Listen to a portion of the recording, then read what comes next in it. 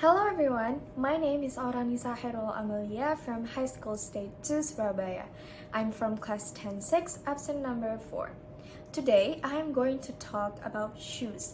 But before that, of course, we have to know the history of shoes. So, let's get into it.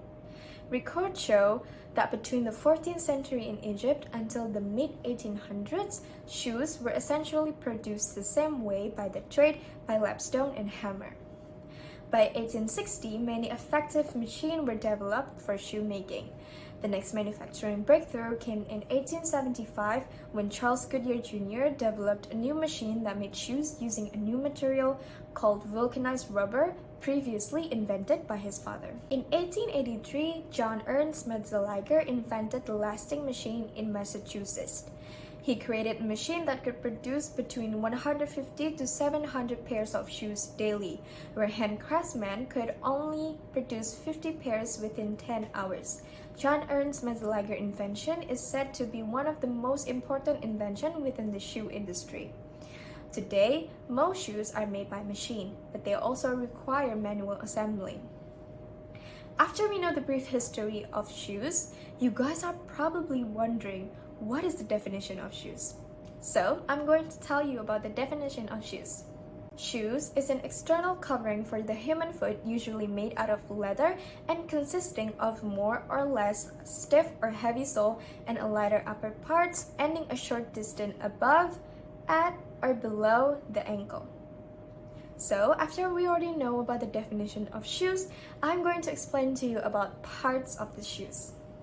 With seemingly endless styles of shoes, they all have a very similar basic structure, contains of two parts, a lower and an upper.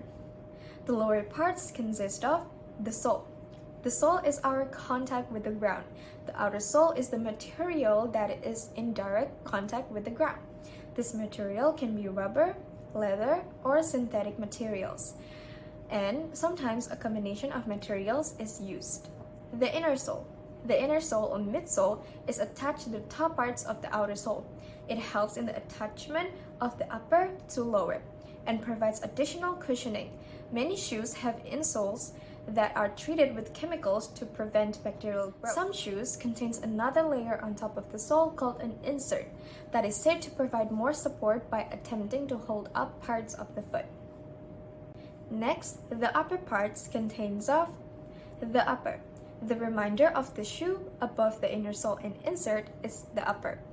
Its main function is to hold the lower onto the foot. Leather. The most functional material for an upper is leather. It not only allows the foot to breathe by allowing hot airs around the foot to escape, but it confirms to the size and shape of the foot.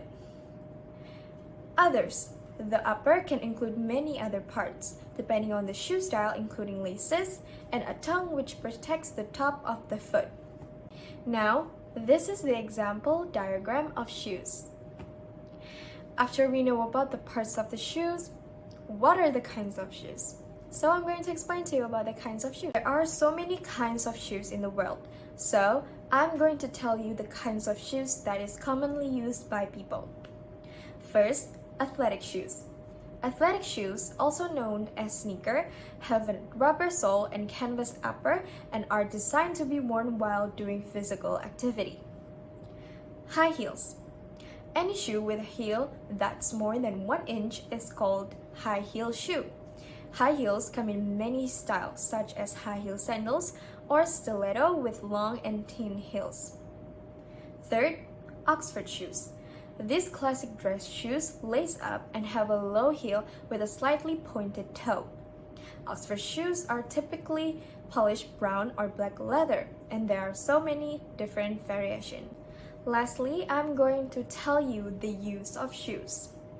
A shoe is an item of footwear intended to protect and comfort the human foot.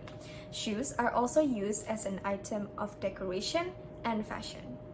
So, we have already discussed about the history, definition, parts, kinds, and use of shoes.